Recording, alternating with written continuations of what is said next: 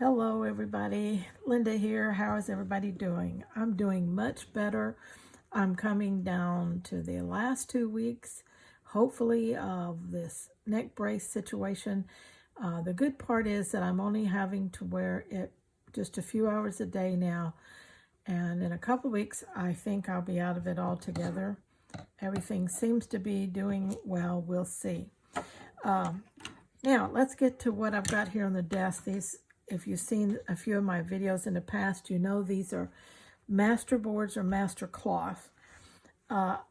If you're familiar with junk journaling, you know what a master board is. It's where paper scraps are collaged together and then they're used for other smaller projects. So it's just a collaging of bits and pieces that we already have.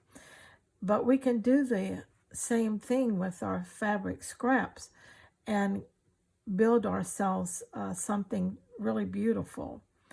I've showed you how to do this in past videos, so I'm not going to go through the process of making one today, but I am going to show you the ones that I have finished lately and now have stitched.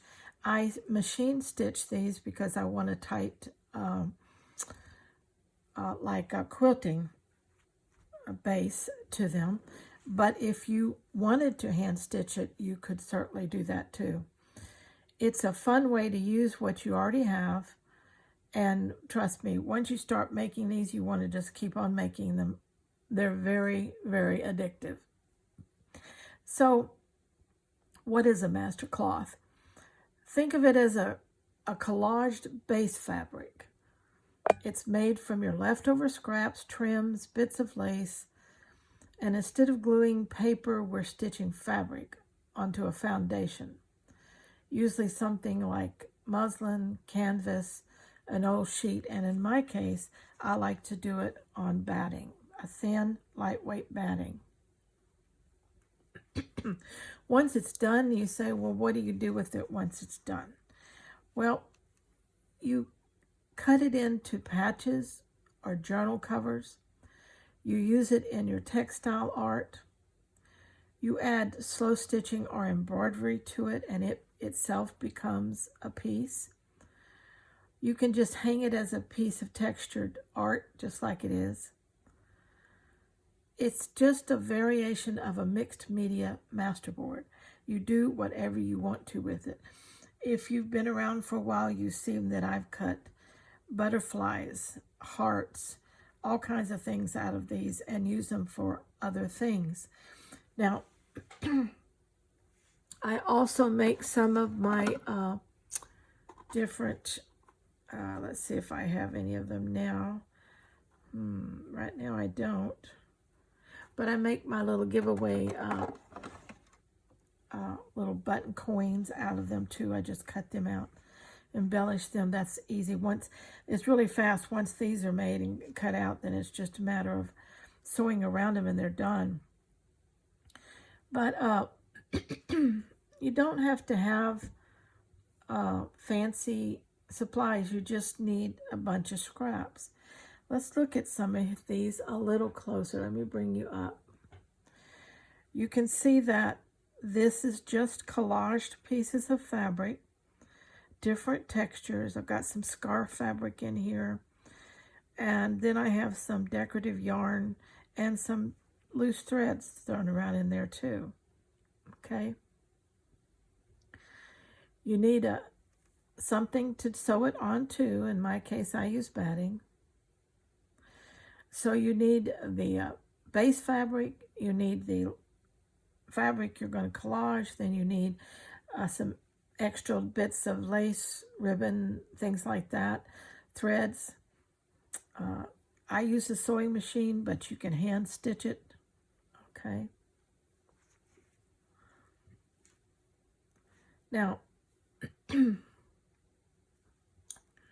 you just lay your base fabrics down and you start arranging your scraps like puzzle pieces. You just kind of overlap them, arrange them until you get a mix of textures and a look that you like.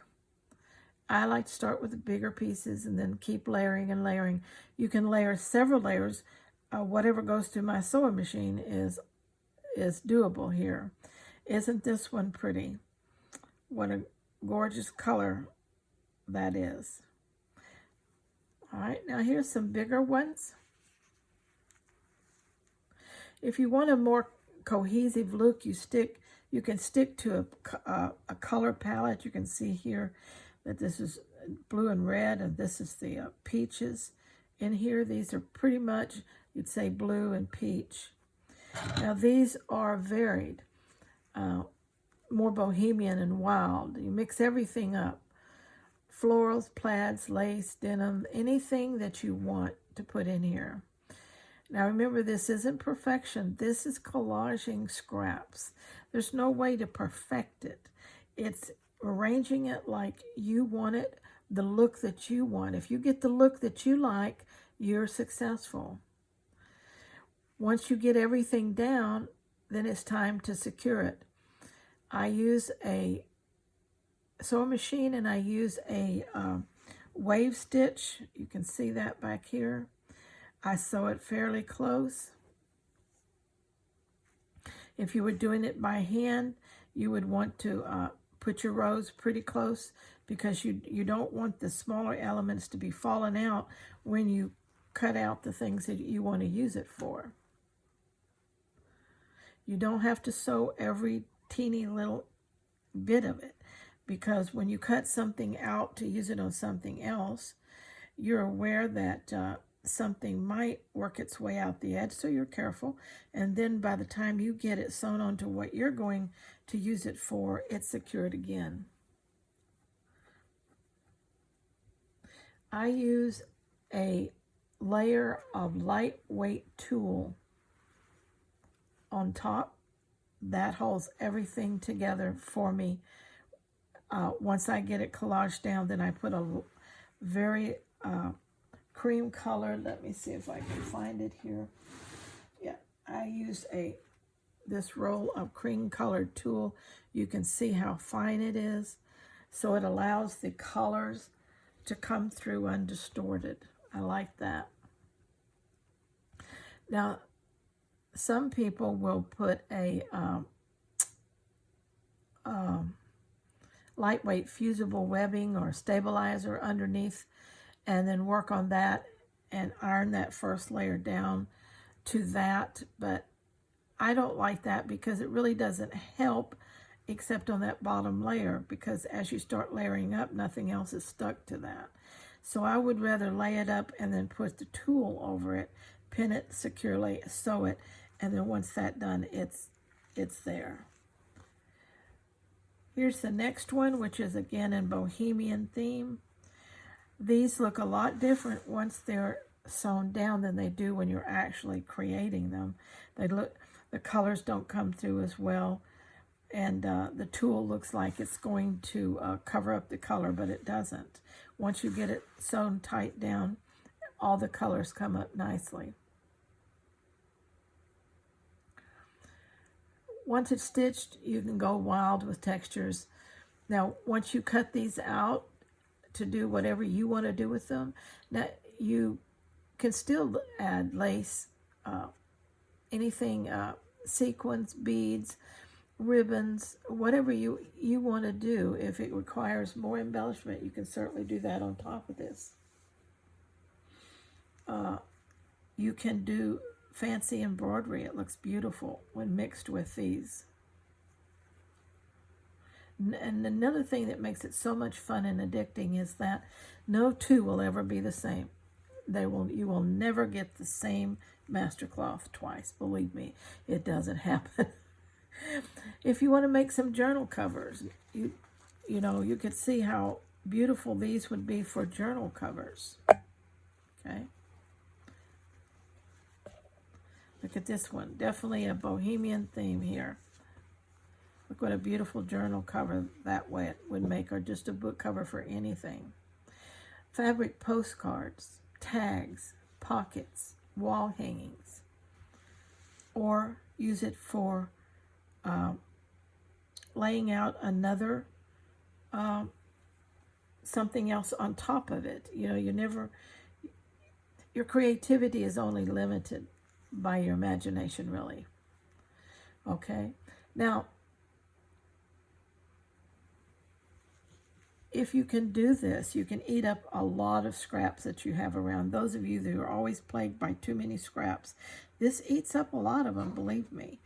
And if you see me make some of them, you can see how much I put on here. So over time, it eats up quite a bit. All right. So that's it for the master cloth. I just wanted to show you some of these that you have seen me working on but not finished. These are finished now. These are going to go in my Etsy shop, but I wanted to show you so you could get inspired.